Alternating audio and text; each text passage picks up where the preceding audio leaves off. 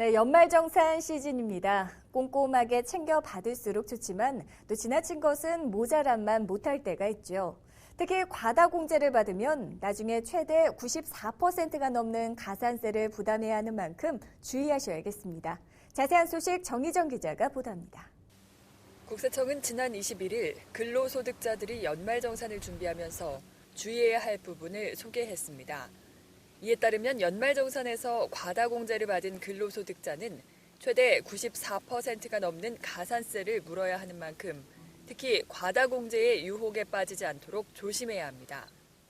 국세청에서는 연말정산 신고가 끝나면 연말정산 과다공제 분석 프로그램을 통해 과다공제 등 혐의가 있는 근로자의 신고 적정 여부를 점검하고 있습니다. 과다공제로 밝혀지면 덜 낸 세금은 물론 높은 가산세를 부담해야 하기 때문에 소득공제 신청 전에 꼼꼼하게 살펴볼 필요가 있습니다. 일단 연말정산에서 실수나 고의로 세금을 과다공제 받으면 추후 검증 과정에서 걸러져 과소신고 가산세와 납부 불성실 가산세를 추가로 부담해야 합니다. 또한 가짜 기부금 영수증을 발급받아 제출해 과다공제를 받으면 추후 환급액을 물어내야 할 뿐 아니라 가짜 영수증을 만들어준 단체는 사법당국에 고발 조치될 수도 있습니다. 국세청에서는 2008년에서 2010년 기속분 연말정산 적정 여부를 점검해 부양가족 중복공제 등 과다공제자 3만 2천 명으로부터 149억 원을 추가 징수했고 또 허위 기부금 영수증을 이용한 기부금 과다공제자 5만 1천 명으로부터 307억 원을 추가 징수하였으며 29개 기부금 단체에 대해서는 조세범 처벌법에 따라 고발 조치하였습니다. 실제로 국내 굴지의 조선사에 근무하며 연봉 6천만 원을 받는 A씨는 지난 1월 연말정산에서 3만 원을 내고 받은 300만 원짜리 허위 영수증을 제출했습니다. 이에 대해 공제세율 24%가 적용된 72만 원을 환급받았습니다. 그러나 국세청이 10월 실시한 과다공제 점검에서 적발돼 돌려받은 돈 72만 원과 가산세 32만 원을 합쳐 모두 104만 원을 추징당했습니다. 이 같은 과다공제를 방지하기 위해서는 먼저 연금저축과 개인연금저축의 공제 한도를 혼동하지 말아야 합니다.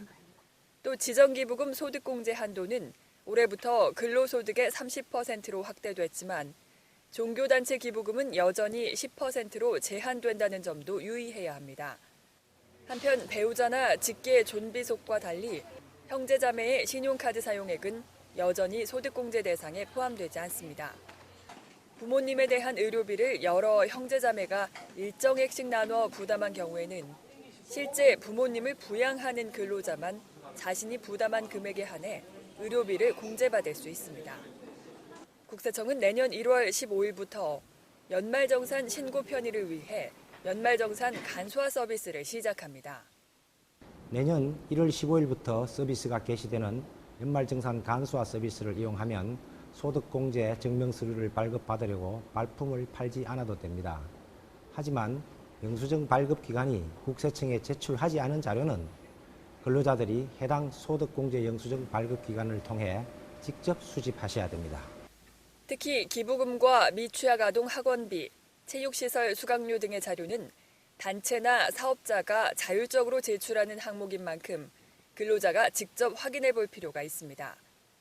또한 소득공제를 신청할 경우에도 해당 소득공제 요건 충족 여부를 확인해야 합니다. 예를 들어 연말정산 간소화 서비스에서는 주택마련저축에 가입한 모든 근로자의 주택마련저축 납입액 자료를 제공하고 있습니다. 그러나 이 중 주택마련저축 소득공제를 받을 수 있는 대상은 무주택 세대주인 근로자뿐입니다. 따라서 근로자 스스로 무주택 세대주 여부를 확인해 소득공제를 신청해야 합니다. 한편 보험료와 교육비, 주택자금 등은 일을 한 기간 동안 사용하고 납입한 금액만 소득공제가 됩니다. 따라서 2011년도 중 입사나 퇴사한 근로자는 입사 전 또는 퇴사 후에 사용 납입한 금액을 포함해 공제하지 않도록 주의해야 합니다. 매거진 리포트 정의정입니다.